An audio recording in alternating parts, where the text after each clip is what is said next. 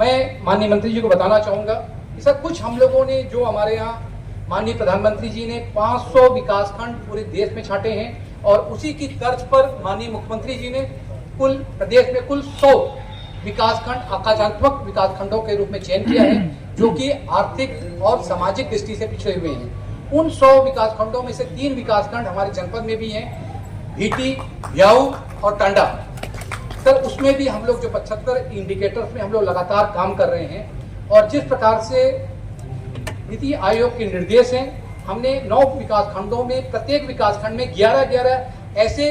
ग्राम पंचायतों का चयन किया है जो सबसे ज्यादा पिछड़ी हुई हैं और हमने उनका नाम आकांक्षात्मक विलेज दिया हुआ है। इसके साथ साथ जिस प्रकार से प्रत्येक जनपद को ODOP से जोड़ा गया है, 1 डिस्ट्रिक्ट 1 प्रोडक्ट के रूप में, उसी प्रकार से हमने यहाँ पर एक नया कॉन्सेप्ट लाया है सर, 1 ब्लॉक 1 प्रोडक्ट। अरे वाह। OBOP जैसे सर हमारा टांडा ब्लॉक है सर, टांडा ब्लॉक का जो टेक्सटाइल है सर दूर दूर तक जाता है सर। टांडा का जो टेक्सटाइल है पूरे अरब कंट्रीज को सर यहाँ से जा रहा है, लेकिन सर मैं बताना चाहूँगा जो वहाँ का जो प्रॉफिट है वो हमारे टांडा या हमारे अम्बेडकर नगर को पूरा नहीं मिल पा रहा है। अब हमारा सर प्रयास इस रास्ते पे इस दिशा में चल रहा है, कैसे वो जो पूरा हमको प्रॉफिट हो रहा है सर वो हमारे टांडा वासियों को या हमारे अम्बेडकर नगर वासियों को पूरी तरह से मिले सर। दूसरा सर हमारे पास इस 357 करोड़ का सर हमने गन्ना मूल्य भुगतान किया है 100% सर।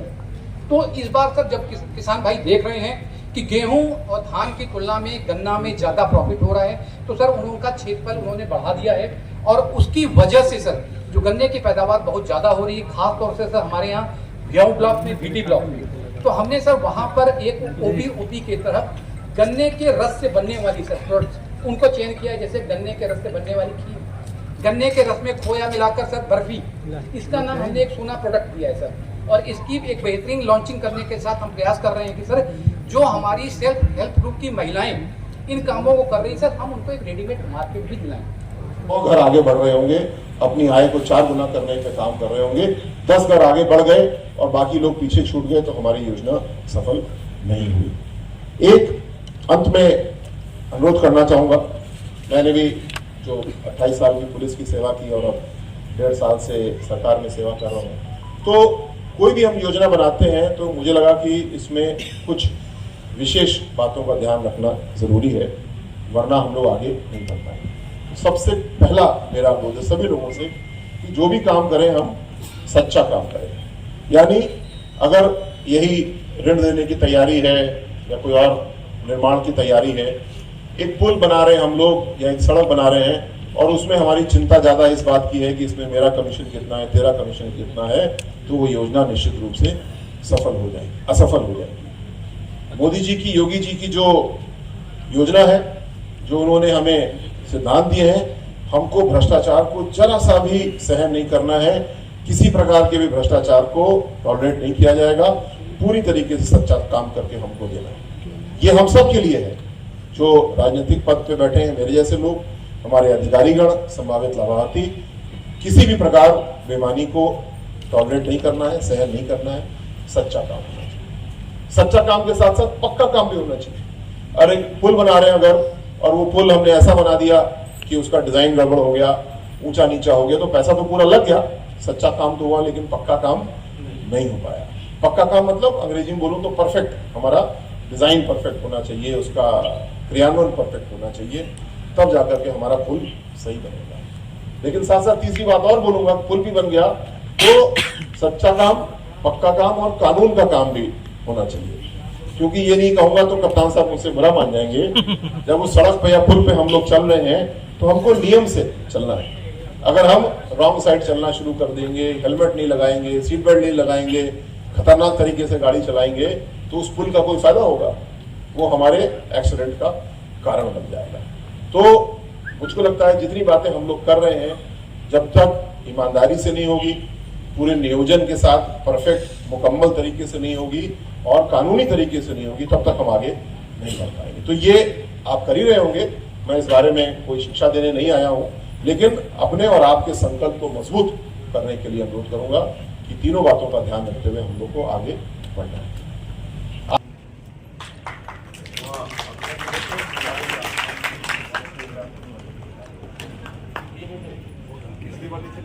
जनपद अम्बेडकर नगर में आज लोग एकत्रित हैं इसलिए कि जो विकास की यात्रा बहुत तेजी से आगे बढ़ी है इसमें कोई पीछे नहीं छूटना चाहिए। जहाँ एक और अम्बेडकर नगर तक आज शानदार एक्सप्रेस वे आ चुका है, 35,000 करोड़ रुपए का निवेश का संकल्प हो चुका है, इसका प्रयोग करना है। इसके लिए अम्बेडकर नगर के युवाओं को हमें शिक्षित करना है, कौशल देना है और साथ साथ जो साथी उनको उद्यमिता यानी बिजनेस करने के लिए आगे बढ़ाना है। इन तीनों उद्देश्य से आज शिक्षित किया गया, जागरूक किया गया और हमारा उद्देश्य है कि हम कम से कम 200 ऐसे युवाओं को आज चिन्हित करें और फिर उनको सरकारी विभाग मंत्रालय के स्तर से एक एक व्यक्ति को जो समर्थन चाहिए प्रशिक्षण के रूप में, ऋण के रूप में, हैंड होल्डिंग के रूप में वो दिया जाएगा, ताकि जो बहुत बड़े अवसर योगी जी ने हमको दिए हैं अम्बेडकर नगर में, वो अम्बेडकर नगर के युवाओं को मिलने चाहिए। इसका ग्राउंड योजना यूँ है कि हमारे युवा और जो युवा नहीं भी हैं कोई अपना बिजनेस शुरू करना चाहते हैं और इसी से ही आर्थिक प्रगति होगी